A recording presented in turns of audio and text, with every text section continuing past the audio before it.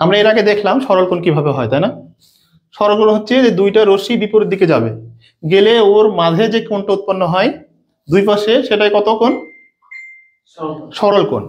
আর এক সরল কোণ সমান কত ডিগ্রি? 180 ডিগ্রি। তার মানে দুই সমকোণ সমান কত? দুই সমকোণ সমান কত? এক সরল কোণ। তাহলে আমরা এখান থেকে একটা জিনিস শিখলাম, দেখেন একটু করে সামনে বাড়তেছি, তার মানে পেছনেরটা আমার মনে রাখতে হচ্ছে, একটু করে সামনে বাড়তেছি, পেছনেরটা মনে রাখতে হচ্ছে। এই কারণে বলছি প্রত্যেকটি কথায় এক একটি সূত্র। তবে মজার বিষয় হচ্ছে যে গণিত যেহেতু এটা লজিক, এখানে মনে অটোই আপনার মাথার ভিতরে কি থেকে যাবে, মানে মনে থাকবে। তাহলে আমরা এখানে জানলাম এক সরল কোণ,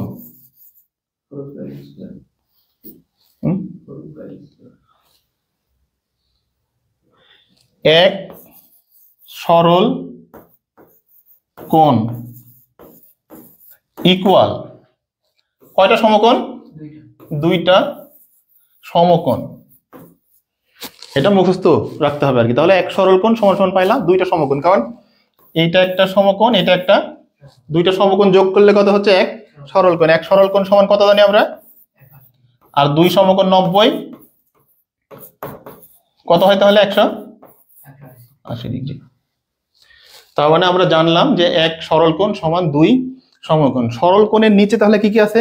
সমকোণ আছে, সরি স্থূলকোণ আছে, তার নিচে সমকোণ আছে, তার নিচে সূক্ষ্মকোণ। তার মানে সরল কোণের নিচে তিনটি কোণ আমরা দেখলাম।